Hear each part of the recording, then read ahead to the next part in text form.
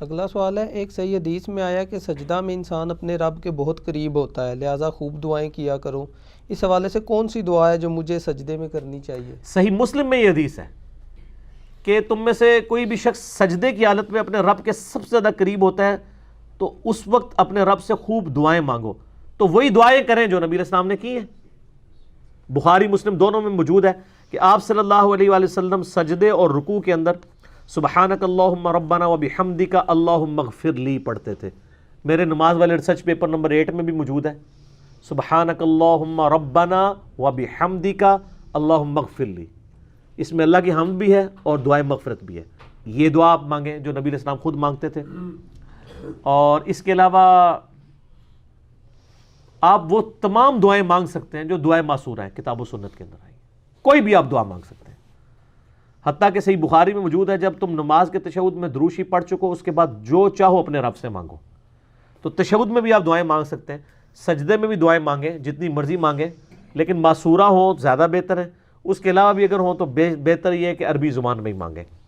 اور میں تو اکثر ایک ہی دعا آپ کو بتاتا ہوں، ایک ہی دعا سب سے کامل جو بخاری اور مسلم میں حدیث ہے۔ انس ابن مالک کہتے ہیں نبی علیہ السلام کوئی اور دعا کرے نہ کرے یہ دعا آپ نے کبھی نہیں چھوڑی۔ سورۃ البقرہ کی آیت نمبر 201 میں جو آئی ہے، ربنا آتنا فی الدنیا حسنہ وفی الآخرۃ حسنہ وقنا عذاب النار۔ اور بخاری مسلم میں الفاظ ہیں اللہم کے ساتھ بھی ہیں، اللہم آتنا فی الدنیا، دونوں کو کمبائنڈ بھی آپ کر سکتے ہیں، اللہم ربنا آتنا فی الدنیا حسنہ وفی الآخرۃ حسنۃ وقنا عذاب النار۔ ہم نے اپنے اذکار والے ریسرچ پہ اس پہ بھی کارڈ پہ بھی لکھی ہے، یہ بخاری میں ہے 6389، مسلم میں جو ہے وہ 6840 ہے۔ یہ دعا آپ مانگیں اور دیکھیں اتنی کامل دعا ہے، اے اللہ دنیا میں بھی بھلائیاں عطا فرما دے اور آخرت میں بھی۔ سر کوئی چیز بچ گئی؟ اور ساتھ کہا کہ آخرت کی سب سے بڑی بھلائی دے دے، کون سی؟ وقنا عذاب النار۔ اب یہ مولویوں نے کی تسلی نہیں ہونا کہ وقنا عذاب القبری، وقنا عذاب الحشری، وقنا عذاب المیزانی، پتہ نہیں کہ کچھ لگایا، کیونکہ نبی علیہ السلام کی تعلیمات پہ شاید ان کو اعتماد نہیں ہے۔ مرتے ہی آخرت شروع ہوگی، بخاری مسلم کی حدیث ہے۔ مرنے سے پہلے کی زندگی جو ہے وہ دنیا کی ہے اور مرتے ہی آخرت ہے۔ صحیح بخاری میں حدیث ہے کہ نبی علیہ السلام کی جب وفات کا وقت قریب آیا تو عبد الرحمن بن ابی بکر آئے۔ اما عائشہ کہتی ہیں کہ ان کے ہاتھ میں مسواک تھی، نبی علیہ السلام نے اشارہ کیا تو آپ نے مسواک مانگی، امت کی تعلیم کے لیے تھا نا، تو چبائی نہیں کی، سخت تھی۔ تو حضرت عائشہ کہتی ہیں میں نے وہ مسواک لے کے نا اپنے منہ میں نرم کر کے حضور کے منہ میں ڈالی، تو نرم کر کے، تو اس میں اما عائشہ کے الفاظ ہیں کہ مجھے یہ خوش نصیبی حاصل ہے کہ نبی صلی اللہ علیہ وآلہ وسلم کا تھوک اور میرا تھوک، آپ کا لعاب دہن اور میرا لعاب دہن، اللہ تعالیٰ نے ایک ہی جگہ جمع کر دیا۔ کس طرح؟ جب حضور نے چبائی نہیں چبائی گئی تو وہ حضرت عائشہ نے ڈالا تو نبی علیہ السلام کا تھوک مبارک ادھر آیا، پھر جب حضرت عائشہ نے چبا کے گئی تو سیدہ عائشہ کا۔ اس میں الفاظ ہیں اس دن جو اللہ کے نبی کی دنیا کی زندگی کا آخری دن اور آخرت کی زندگی کا پہلا دن تھا۔ حضور کی وفات کے دن کو اما عائشہ نے کہا ہے کہ حضور کی زندگی کا آخری دن اور آخرت کا پہلا دن۔ یہ میں نے ثبوت میں کہا ہے کہ یہ جو میں نے عقیدہ بیان کیا ہے نا کہ مرتے ہی آخرت شروع ہو جاتی ہے، اس کے ثبوت میں نے یہ لفظ، اس میں الفاظ ہیں کہ دنیا کی زندگی کا آخری دن اور آخرت کی زندگی کا پہلا دن۔ تو فی الدنیا حسنہ وفی الآخرۃ حسنہ، سب کچھ آ گیا۔ سر آپ دنیا کی ہر خواہش اس دعا کے اندر کر سکتے ہیں۔ آپ کسی کی اولاد نہیں ہو رہی، وہی تصور رکھیں، دعا یہ مانگ لیں۔ کسی کے روزگار کا ایشو ہے، دعا یہ مانگ لیں۔ بیماری کا ایشو ہے، دعا یہ مانگ لیں۔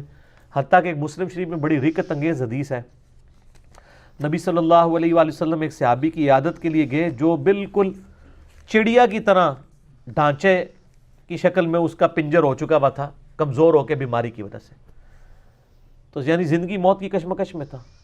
آپ نے فرمایا تو اللہ سے کیا مانگتا ہے؟ سمجھدار بندہ سمجھ آتا ہے۔ انہوں نے کہا یا رسول اللہ میں اللہ سے یہ دعا کرتا ہوں کہ اے اللہ جو تو نے مجھے آخرت میں عذاب دینا ہے دنیا میں دے لے۔ استغفر اللہ توب الیہ۔ آپ میں سبحان اللہ، یہ حضور حیرانگی میں، اللہ پاک ہے ہر برائی سے، انسان ہی اس قسم کی کوتاہیاں کر سکتا ہے نا۔ آپ فرمایا تو اللہ کا عذاب سہنے کے قابل سمجھتا ہے اپنے آپ کو کہ تو اتنا دلیر ہے کہ تو یہ کہہ رہا ہے کہ اللہ جو مجھے آخرت میں عذاب دینا ہے دنیا میں دے لے، آخرت میں جنت مل جائے۔ اوے تجھے تو چاہیے تھا تو کہتا ربنا آتینا فی الدنیا حسنہ وفی الآخرۃ حسنۃ وقنا عذاب النار۔ کو اللہ کے خزانے میں کمی آنے والی ہے؟ تو دنیا میں بھلائیاں مانگ، آخرت میں مانگ، تو کیا ہے اللہ کے ساتھ سودا کر رہا ہے؟ کیونکہ یہ کوئی سودے والا معاملہ ہے، وہ تو کرم ہی کرم ہے، رحم ہی رحم ہے، اس کا تو اس کی رحمت کی تو کوئی انتہا نہیں ہے۔ تو اس نے یہ دعا کی، صحابہ کہتے ہیں کہ کچھ ہی عرصے کے اندر وہ بالکل صحیح ہو گیا، جیسے مردہ زندہ ہو جاتا ہے، اور دعا پڑھنے لگا۔ اے سر اے دعا بہت بڑا وظیفہ ہے، ربنا آتینا فی الدنیا حسنہ وفی الآخرۃ حسنہ وقنا عذاب النار۔ تشہد میں اسے لازم کریں۔ ایک تو وہ جو صحیح بخاری مسلم میں ہے نا، 4 چیزوں کے شر سے پناہ مانگو، اللہم انی اعوذ بک من عذاب جہنم ومن عذاب القبر ومن فتنۃ المحیا والممات ومن شر فتنۃ المسیح الدجال۔ وہ تو آپ نے 4 چیزوں کے شر سے پناہ مانگنی ہے، اس کے بعد اس دعا کو بھی ایڈ کریں، رب اجعلنی والی دعا بھی مانگا کریں، رب ارحمہما کما ربیانی صغیرہ، یہ بھی جتنی بھی دعائیں یاد ہیں، اور رکوع اور سجدوں میں بھی آپ مانگ سکتے ہیں، اور بہتر ہے عربی زبان میں ہی مانگنی چاہیے۔ میرا مولانا ساق صاحب کے ساتھ اس مسئلے میں علمی اختلاف ہے، میرا کلپ بھی چڑھا ہوا ہے۔ یعنی عربی مسلمانوں کا بانڈ ہے اور یونٹی کا ذریعہ، اور جو سوز و گداز اس کے اندر ہے وہ کسی چیز کے اندر ہی نہیں ہے۔ اور یہ کہنا ہے لوگوں کو ترجمہ نہیں آتا، سر ربنا آتینا کا ترجمہ یاد کرنے میں کتنا ٹائم لگتا ہے؟ ربنا اے ہمارے رب، آتینا ہمیں عطا کر دے، پھر دنیا اس دنیا میں، حسنہ، حسنہ تو لفظ اردو میں بھی استعمال ہوتا ہے، ٹھیک ہے، حسن عاقبت لفظ بولا جاتا ہے، وفی الآخرۃ حسنہ وقنا عذاب النار۔ میرا خیال ہے یہ اس کا ترجمہ تو آلموسٹ سارے مسلمانوں کو آتا ہی ہوگا، یہ کوئی اتنی مشکل دعا نہیں ہے۔ تو لوگوں کو اس طرف ایمفسائز کرے کہ وہ نبی علیہ السلام والی زبان بولے، عربی زبان کے اندر دعا کرے، ایک دعا ہی سب کچھ کور کرے گی، ٹھیک ہوگا۔ وہ تو پڑھنا ہی پڑھنا ہے نا، انہوں نے دعا کا ذکر کیا، وہ تو صحیح مسلم میں حدیث ہے کہ نبی علیہ السلام ہمیں، یعنی آپ علیہ السلام رکوع میں سبحان ربی العظیم بھی پڑھتے تھے اور سبحان ربی الاعلیٰ پڑھتے تھے سجدے میں، اور جامعہ ترمذی میں حدیث ہے کہ نبی صلی اللہ علیہ وآلہ وسلم ہمیں حکم دیتے تھے کہ ہم رکوع میں سبحان ربی العظیم پڑھیں اور سبحان ربی الاعلیٰ سجدے میں۔ یہ تو آپ نے، یہ تو حکمی تسبیحات ہیں، یہ تو پڑھنی ہے، اس کے علاوہ دعائیں ہیں، ٹھیک ہو گیا۔ جیسے صحیح بخاری مسلم میں حدیث ہے کہ نبی علیہ السلام نے یہ حکم دیا ہے کہ 4 چیزوں کے شر سے اللہ کی پناہ مانگو تشہد میں، اللہم انی اعوذ بک من عذاب جہنم ومن عذاب القبر ومن فتنۃ المحیا والممات ومن شر فتنۃ المسیح الدجال۔ یہ تو آپ نے مانگنی ہے نا، اس کے علاوہ تو بخاری میں الفاظ ہیں، اس کے بعد جو چاہو اپنے رب سے مانگو۔ تو وہ یہ پوچھ رہے تھے کہ یہ نبی علیہ السلام نے جو حکم دیا ہے کہ آپ نے رکوع میں اللہ سے مانگنے کا بہترین موقع ہے سجدے میں، تو کیا مانگے؟ تو میں نے بتایا کہ یہ مانگے، وہ تو کرنا ہی کرنا ہے، وہ تو ڈیٹم لیول ہے نا، وہ تو ابلیگیٹری ہے، اس کے بعد یہ بھی مانگے۔